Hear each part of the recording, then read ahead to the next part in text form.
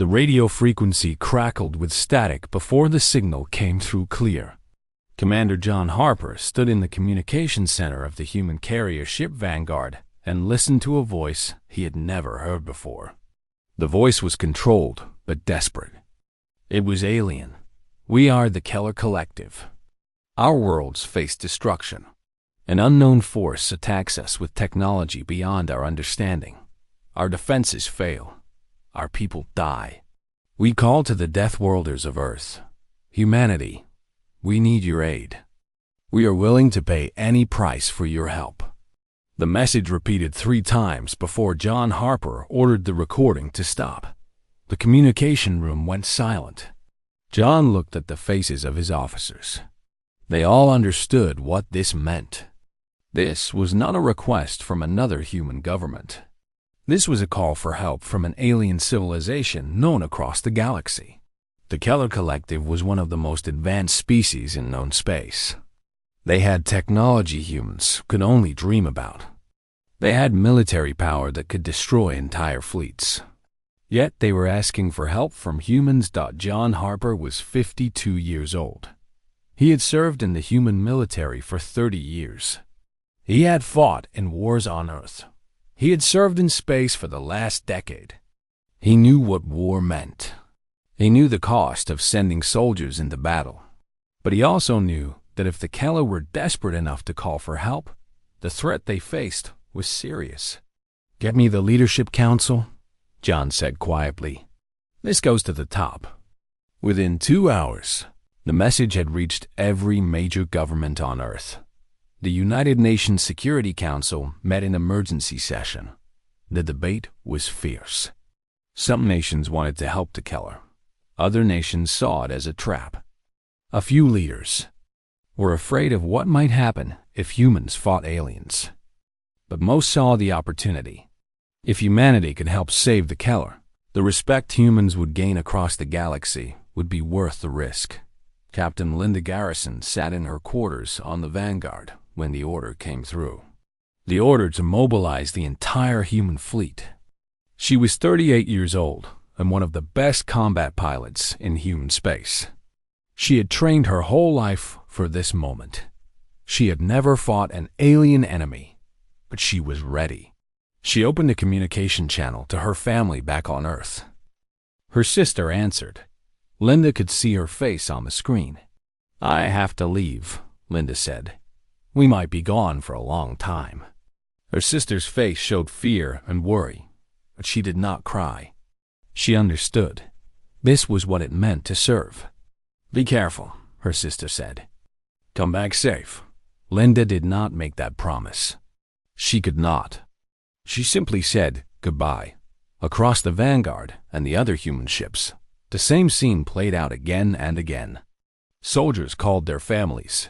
Partners held each other. Children asked when their parents would come home. Everyone knew that this mission was different. This was not a training exercise. This was not a small conflict with another human nation. This was a call to fight an unknown enemy in deep space. Lieutenant Kevin Cole was younger than Linda Garrison. He was only 28. He was the tactical officer on the Vanguard. His job was to plan strategies and guide the ship through combat. He had spent months studying the limited information available about alien species and their weapons. Now, he had to prepare his team for combat against an enemy no one had ever faced. Kevin worked through the night. He pulled up every piece of data they had about the Keller. He studied their ship designs. He learned about their weapon systems. He looked at the reports from the few humans who had worked with aliens before. He was trying to understand what kind of enemy could frighten a civilization as advanced as the Keller. The answer that kept coming back to him was simple.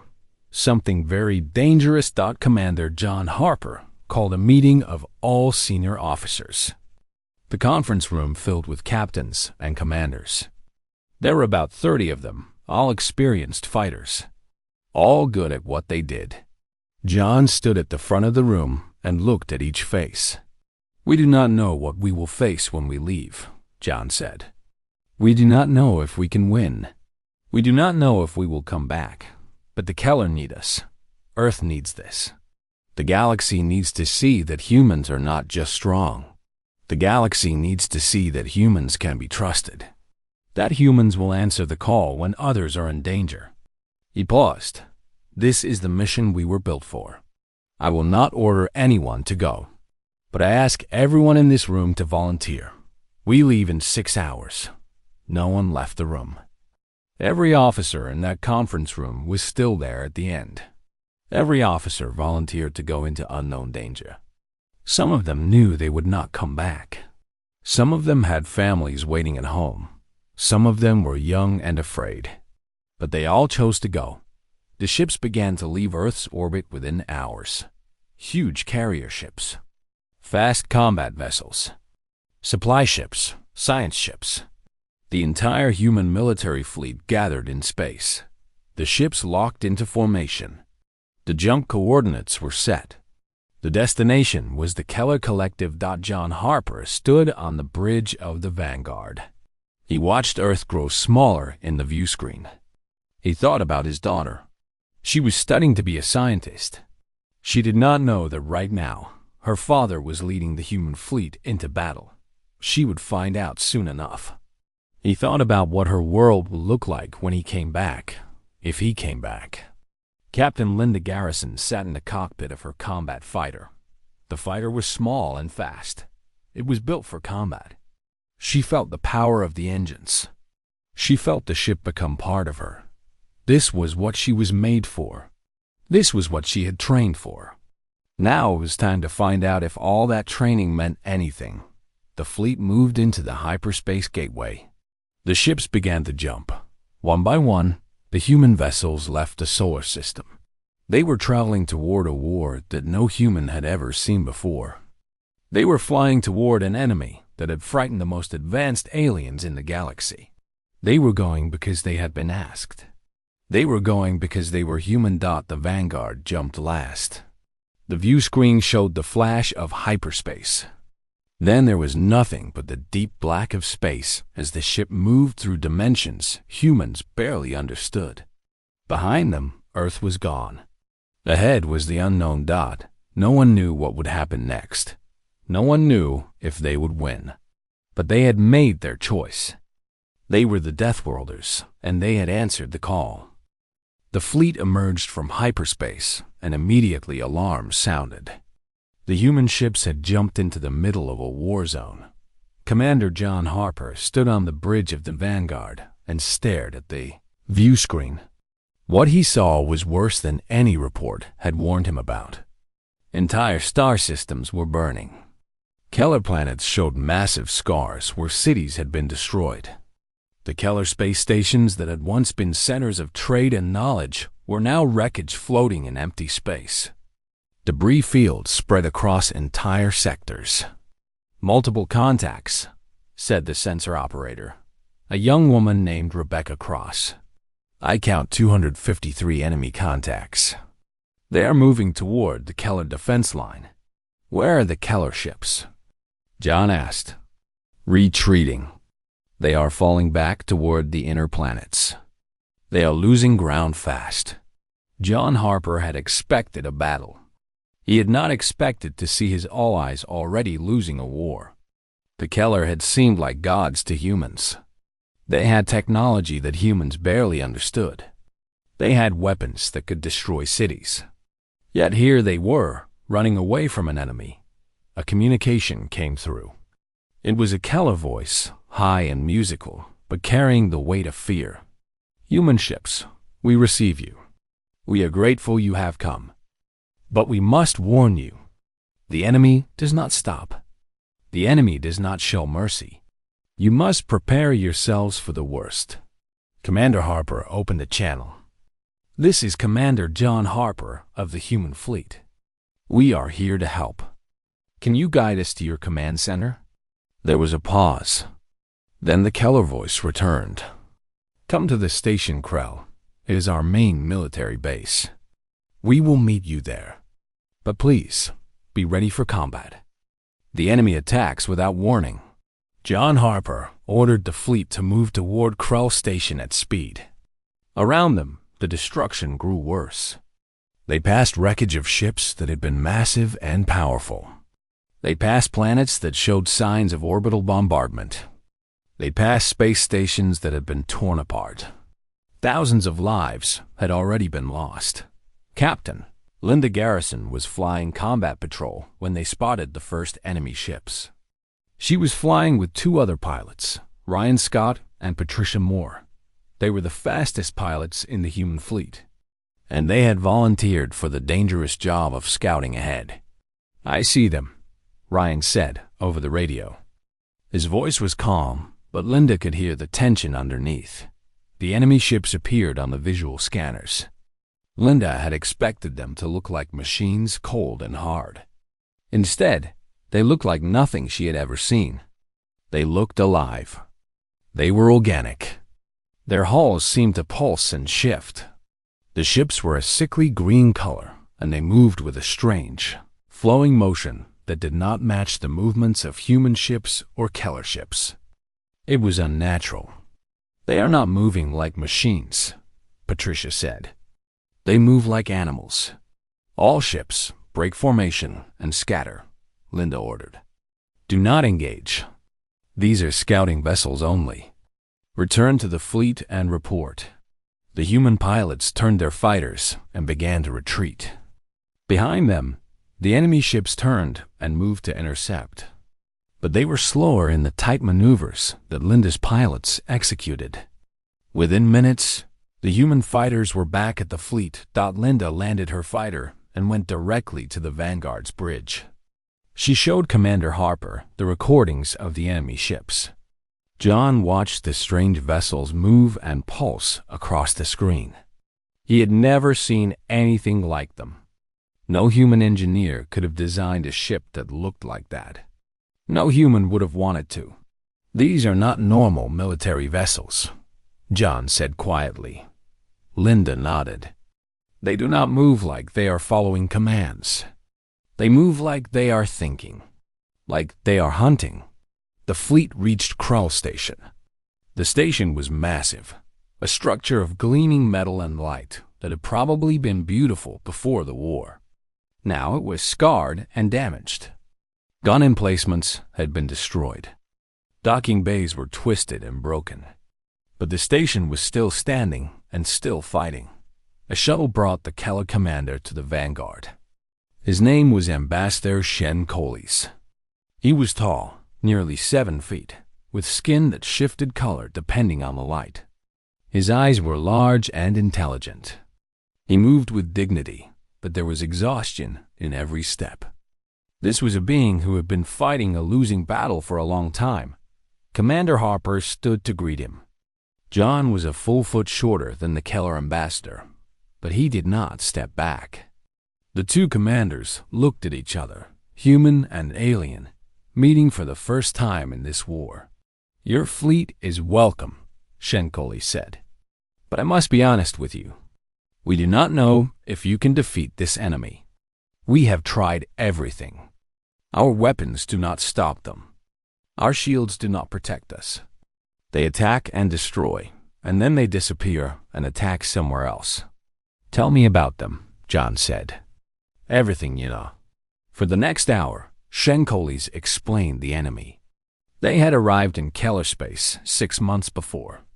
No one knew where they came from. They did not use any known technology. They did not respond to communications. They did not negotiate. They simply attacked. They destroyed everything in their path. They seemed to hunt for technology, seeking out Keller ships and stations with advanced systems. They adapted to each battle, changing their tactics based on what had worked before. "They learn," Shen Coles said. "That is what makes them so dangerous. Each battle, they learn something new. Each time we face them, they are stronger. We do not know what they want. We do not know why they are here. We only know that they will not stop until everything we have built is destroyed." The meeting was interrupted by an alarm. Enemy ships were approaching the Keller fleet. Commander Harper and Ambassador Shen Coles moved to the view screen. What they saw made John understand why the Keller were losing. The enemy fleet numbered 50 ships. They approached in perfect formation, but their formation was unlike anything John had ever seen. The ships seemed to anticipate each other's movements. They moved as one organism instead of individual vessels. The Keller fleet tried to arrange their ships to meet them, but no matter what position the Keller took, the enemy seemed to know what they were doing. John Harper made a decision. All human ships engaged the enemy. The human fleet was smaller than the Keller fleet, but the human pilots fought differently. They did not follow standard formation rules. They used aggressive tactics that the enemy did not expect. They hit hard and moved away. They did not try to hold position. Instead, they moved in patterns that made the enemy fire miss. They were not trained to fight aliens. They were trained to fight humans. And fighting humans meant adapting. Fighting humans meant using every trick and every unconventional tactic. The battle lasted 2 hours. When it was over, the enemy had been driven back. Keller and human ships were damaged, but they were still flying. The enemy ships were damaged worse.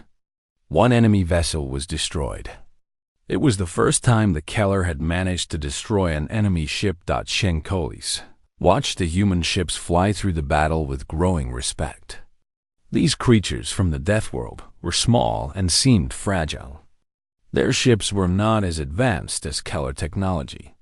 Yet they fought with a kind of savagery that the Keller had never possessed. They fought to win, not just to survive. When the battle ended, John Harper and Shenkolis stood together on the bridge. John looked at the alien commander. "We are here now. We will fight, and we will win." Shenkolis looked at the human commander, and for the first time since the invasion began, hope appeared in his eyes. The war continued for weeks. The human fleet fought alongside the Keller in battle after battle. Each time, the humans used tactics that confused and slowed the enemy. But each time, the enemy adapted. After 5 defeats, the enemy began to predict human movements. After 10 battles, the enemy seemed to know what the humans would do before they did it. Commander Harper knew they had to change their approach. They could not win by repeating the same tactics over and over. They needed to understand the enemy better. They needed to find something that worked. Lieutenant Jason Price was the fleet's strategic analyst. He was a young man, only 25, but his mind was sharp. He had studied every human conflict in history. He knew about wars on Earth, space battles, ancient military tactics, and modern strategies. He had filled his quarters with data screens and holographic displays, showing every battle they had fought. After the 15th battle, Jason came to Commander Harper with a discovery. "The enemy is not unpredictable," Jason said. "They are logical. They follow a pattern." John Harper listened as Jason showed him the data. The enemy had a response to every human tactic, but the response always came in a specific order. It was like a chess match. The enemy was playing a game with rules. The rules were based on how their biological systems worked. "They are alive," Jason explained. "They are not machines. They are creatures that think and learn. But their thinking follows a pattern we can predict." John Harper felt hope rise in his chest. If they could predict the enemy, they could defeat the enemy. "What do we do?" Jason smiled. "We make them angry. We attack in ways they do not expect. We make them react. When they react, we know what they will do next. We can turn their logic against them." The next battle was different. Instead of flying together in formations, the human ships spread out. They attacked from multiple angles at the same time. They hit the enemy and moved away before the enemy could strike back. They attacked the same enemy ship from different directions without any pattern. They forced the enemy to make decisions quickly, without time to think. The enemy vessels began to move erratically. They could not predict the human attacks anymore. For the first time in the war, the humans gained advantage. But the victory came at a price. Lieutenant Marcus Young was a pilot and a good man. He had 2 children back on Earth. He was supposed to go home after this war and teach his kids to fly like he had learned to fly. He was flying his combat fighter when the battle turned toward human victory. He saw that a group of Keller civilians was trapped below on a planet under enemy bombardment. The only way to protect them was to fly between the enemy ships and the planet's surface. Marcus knew what that meant. He knew he would be in the line of fire. He knew the odds were against him. But those civilians were people. They were not soldiers. They were not trained fighters. They were families like his own family. They had children. Marcus flew his fighter between the enemy bombardment and the civilians. He activated his ship's weapons and began firing at the approaching enemy vessels. Behind him, transports began lifting the civilians away from the planet. The transports were slow. They needed time. The enemy ships turned their fire on Marcus. His shields held for a moment. Then they failed. His engines were hit. His weapons went silent. His ship was spinning out of control, but the transports had escaped. The civilians were safe. Marcus Young's last transmission went out on all channels. It was simple and clear. Humans in Keller, fight for them. They need you. Do not let them die. Do not. The transmission ended. The sensor screens showed nothing but debris where Marcus's fighter had been. The battle raged on, but the mood had changed. Every pilot and every soldier on every ship had heard Marcus's final words. Every fighter fought harder. Every ship moved faster. The anger and sadness turned into determination. The enemy had killed a good man. The enemy had killed a father and a protector. And for that, the enemy would pay. The battle ended with the enemy fleeing in defeat. It was the first time the humans and Keller had won decisively. But there was no celebration on the Vanguard. Commander Harper stood in silence, thinking about Marcus Young, while the battle had raged. Another important thing had happened on the science deck. Dr. Sandra Rivera was one of the most brilliant scientists in the human fleet. She had spent the war studying the enemy's biological structure. She had collected pieces of destroyed enemy ships. She had analyzed their composition and their DNA. After Marcus's sacrifice, Sandra finally understood what she had been looking at. She went to Commander Harper and showed him her findings. "The enemy ships are alive," she said. "They are biological organisms, not mechanical ships at all. Their whole body is a kind of weapon and a thinking brain at the same time." John Harper examined the data. "What does that mean for us?" Sandra's eyes grew bright with excitement and urgency. "It means they have a weakness. Every living thing needs energy. These creatures use massive amounts of energy to maintain their ships and their weapons. Every time they change, every time they adapt, every time they use their weapons, they burn through their biological energy." She pointed to a graph showing energy consumption.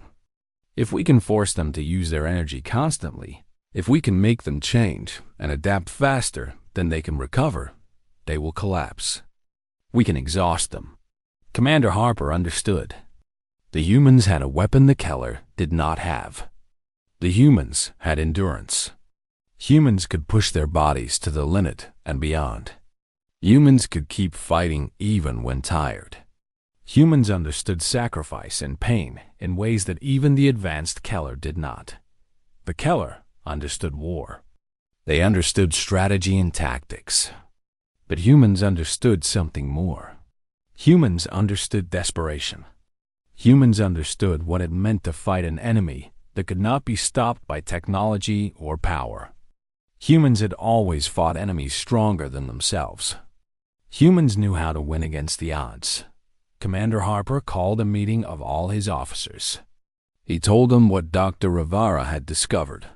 He told them about the enemy's weakness. He told them about their plan to exhaust the enemy. "But this will require sacrifice," John said. "This will require us to push ourselves beyond what we have done before. Some of us will not come home." He paused. He looked at the faces of the men and women who served under him. Marcus Young understood that. He made the choice to give everything so that innocent people could live. Now we must make the same choice. We must be willing to sacrifice. Captain Linda Garrison stood up. "I am ready," she said. One by one, every officer in the room stood. They were ready. They understood what had to be done. The next battle began 3 days later. The humans and Keller attacked together, but not like before. Now they attacked constantly. They never let the enemy rest. They hit one group of ships, then immediately moved to attack another group. They forced the enemy to defend constantly, to adapt constantly, to use their energy continuously. For the first time since the war began, the humans were not just fighting. They were winning. And in the quarters of every human ship, soldiers thought about Marcus Young. They fought harder because of him. They sacrificed more because of him. The name of a human pilot who had died to save Keller civilians spread through the galaxy. It became a symbol of what humans could be. Not machines. Not thinking computers. But beings who could love and protect and sacrifice everything for others. The strategy that Dr. Sandra Rivera had developed was working. The enemy was being pushed back. But the cost was high. Every day, human and Keller ships were damaged. Every day, good soldiers were killed. The enemy was retreating, but they were also fighting harder as they fell back. Commander John Harper and Ambassador Shen Coles met in the command center of Krell Station. The station had become the headquarters for the combined human and Keller military. Screens showed the battle situation across multiple fronts.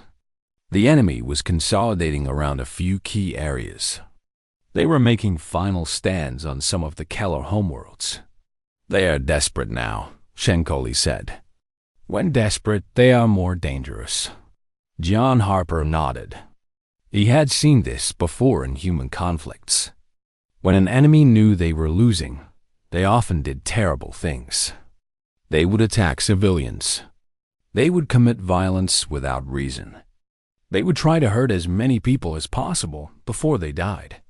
"How long before they reached the civilian zones?" John asked. 2 days, Shenkoli said. "Maybe less. They are moving quickly toward the planet Keller Prime. That is where most of our population lives. Millions of civilians, children, the old, the weak." John Harper made a decision. "We need to evacuate them. Get every transport ship you have and begin moving those people away from the enemy's path." "There is not enough time," Shenkoli said quietly. John Harper understood. There were too many people. Not all of them could be evacuated in 2 days. Some would be left behind. Some would die if the evacuation could not be completed. "Then we do what we can," John said. "And we make sure the enemy does not get to those people." He called Captain Linda Garrison into the command center. Linda had become one of the most respected pilots in the fleet. She had flown more combat missions than anyone else. She had destroyed more enemy ships than any other human pilot. She was fearless and skilled. "Linda, I have a mission for you," John said. "It is dangerous. I will not order you to take it. It has to be your choice." Linda listened as Commander Harper explained the situation. The Keller population on the homeworld needed to be evacuated.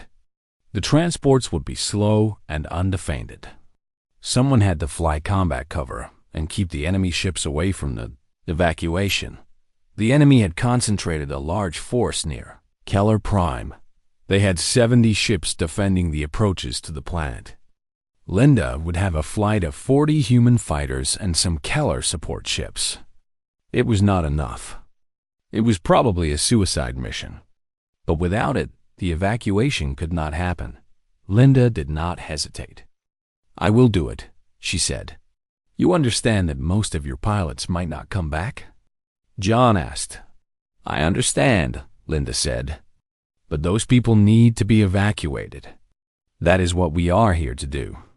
That is what we came to this war for.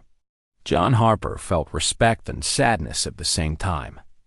He had sent many soldiers into danger. He had seen many good people die, but he had never gotten used to it. He never would. The next morning, Linda's fighters launched toward Keller Prime. Behind the fighters, transport ships began moving away from the planet's surface with thousands of refugees. The enemy saw them immediately. The enemy ships turned and began moving to intercept. What happened next became legendary in both human and Keller history. Linda's fighters moved to meet the enemy. Her pilots flew with precision and aggression. They attacked the enemy formation and broke it apart. Individual fighters came together, and human and Keller pilots worked side by side. The Keller ships provided firepower and defense. The human pilots provided tactics and quick thinking. The battle was intense. The transports moved slowly away from the planet, and the fighters held the line between the enemy and the evacuation route. Ships exploded. Pilots died. But the evacuation continued. Linda herself flew directly at enemy capital ships. She attacked them from angles they did not expect. She drew their fire away from the transport ships. She led the fighters through impossible maneuvers that somehow kept them alive. She fought like someone who had nothing left to lose except the mission. For 6 hours, the battle raged. Linda's fighters were slowly being destroyed. She had started with 40 fighters. Now she had 20. Now she had 15. But the transports continued to escape. When the last transport jumped away from the planet, the enemy finally turned to pursue them. But they left their capital ships behind to block the human and Keller fighters. It was a trap. Linda understood it immediately. "All human pilots, follow my lead," Linda transmitted. "We are going through." The remaining fighters dove toward the enemy capital ships. They attacked with every weapon they had. One fighter was destroyed. Then another. Then a third. But they pushed through the enemy line. Linda was the last to get through. An enemy beam hit her fighter. Her left wing was damaged. Her engine sputtered. She was barely flying. But she had made it through. All the fighters that were going to make it had made it through. "Follow the transports back to the fleet," Linda ordered. "I will slow the enemy down." "Captain, we cannot leave you," one of her pilots said. "That is an order," Linda said. "Go." Linda turned her damaged fighter around and flew back toward the enemy ships. She was still carrying weapons. She still had fuel. She could make herself a problem for the enemy. She could buy more time for the evacuation to reach safety. The last signal anyone received from Linda Garrison was simple. "For the civilians. For Marcus.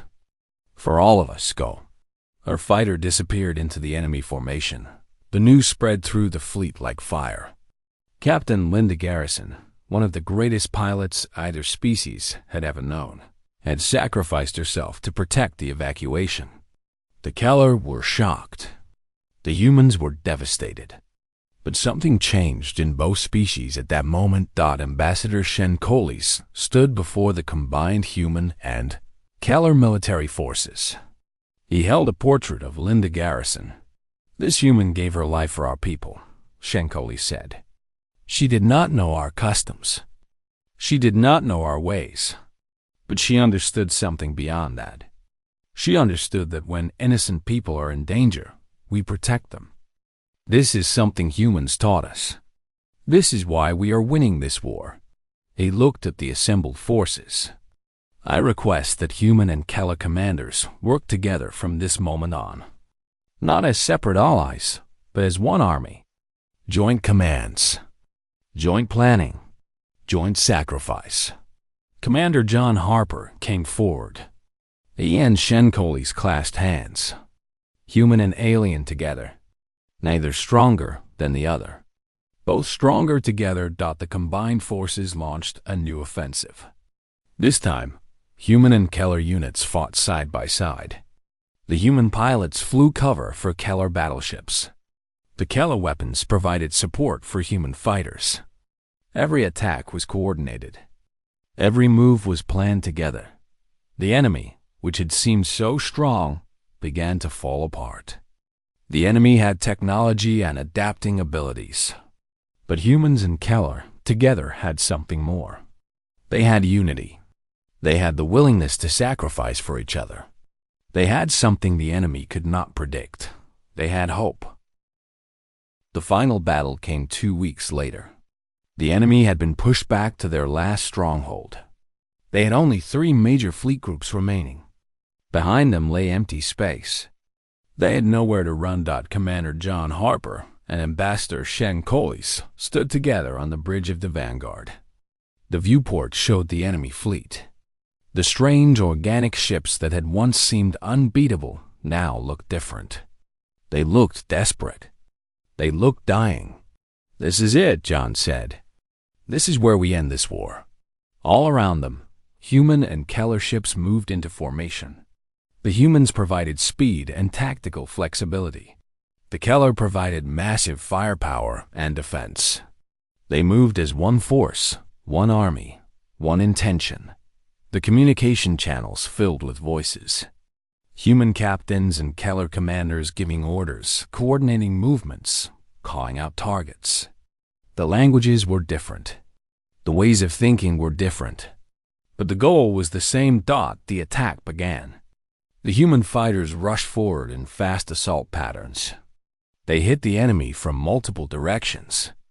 The Keller capital ships provided cover fire, destroying any enemy vessel that got too close to the fighters. The coordination was perfect. Where humans were weak, Keller's strength covered them. Where Keller ships moved too slow, human fighters gave them protection. The first enemy fleet group was broken apart in less than an hour. Ships were destroyed. Others were crippled and left behind. The human and Keller forces did not slow. They moved forward to the next enemy group. It was the same story. The humans moved fast and hit hard. The Keller followed and provided the heavy fire that broke the enemy's defenses. The enemy fought back, but they were tired. They had been running out of energy for weeks. Now, exhausted and outnumbered, they fell. The second enemy fleet group was destroyed. Only one remained. This was the largest group. This was where the enemy had concentrated their best ships. This was the final stand. Commander Harper and Ambassador Shen Collis coordinated every move personally. They talked constantly, planning the next strike, adjusting to what the enemy did, thinking 3 steps ahead.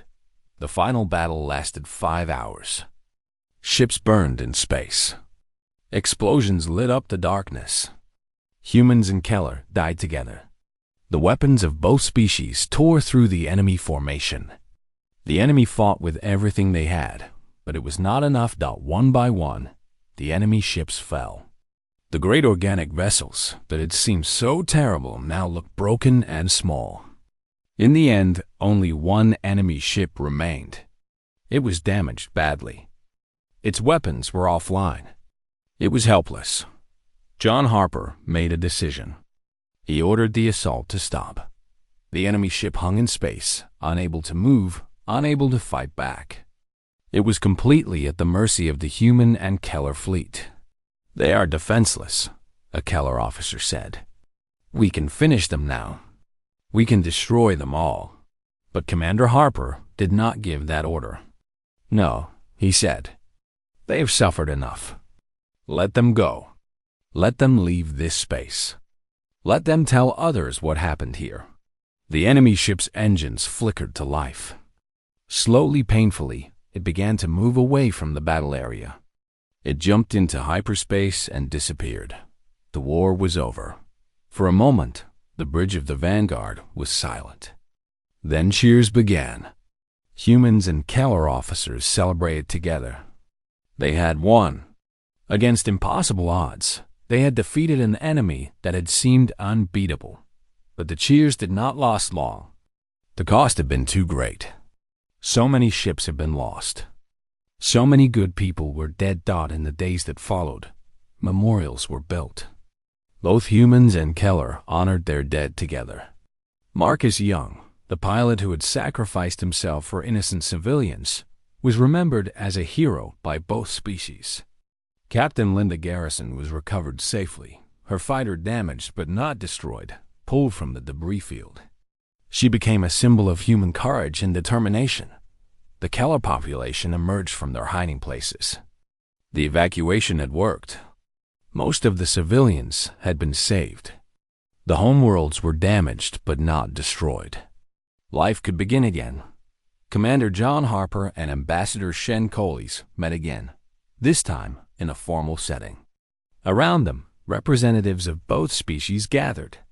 The moment had come to sign a treaty, not a contract between temporary allies, but a true alliance. An agreement that humans and Keller would stand together as friends and partners. This war taught us something, Shen Coles said, speaking to everyone in the chamber. We learned that strength is not just about technology. Strength is about character.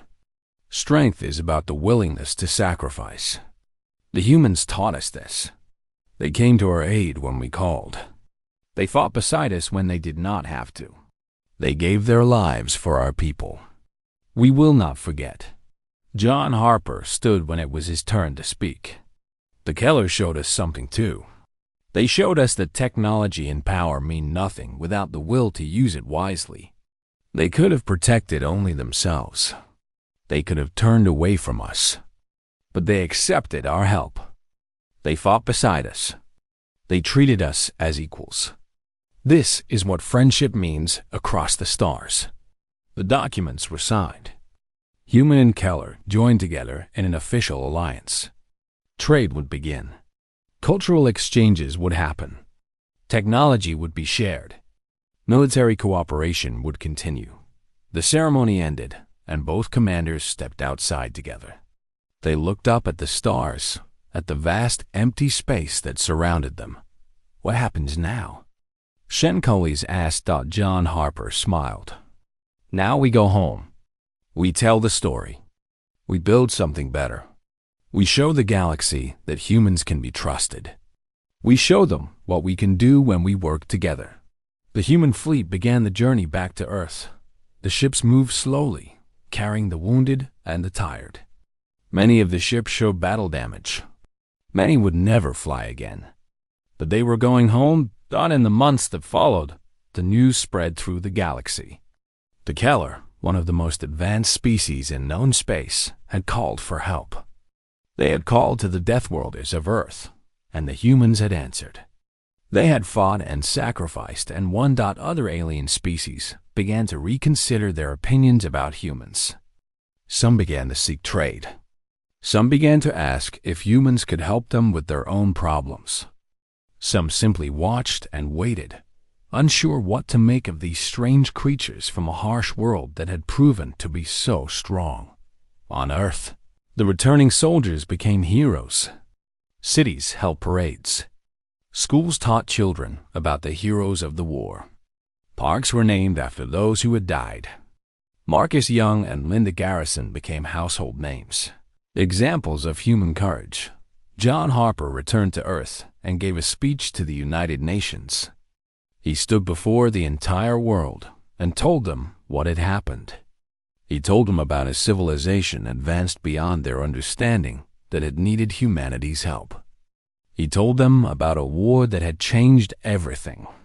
We are not the strongest species in the galaxy, John said. We are not the most advanced. But we have something the galaxy needs. We have the willingness to protect others.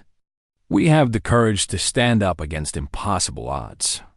We have the heart to sacrifice for those we have just met. That is what makes us human. That is what makes us strong. He paused, looking out at the faces of people from every nation on Earth. We have earned our place among the stars, not by being conquerors, not by being better, but by being worthy of the trust that others place in us. That is the real power of humanity.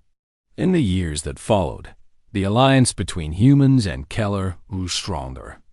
Joint bases were established. Shared technology improved both civilizations. More species joined them. Soon, a coalition of many different alien races and humans existed to protect each other against threats. It began because one advanced civilization asked for help and a brave human commander answered the call. It changed because humans proved that strength and compassion could exist together. It lasted because both species understood that together, they were better than they could ever be apart. And deep in space, in the empty darkness between stars, the story of the Deathworlders and the Keller spread through the galaxy. It became a reminder that you never know from where your help will come. That strength shows not in power, but in sacrifice. And that the universe is big enough for different peoples to stand together and be stronger for it. The war was over. A new age had begun.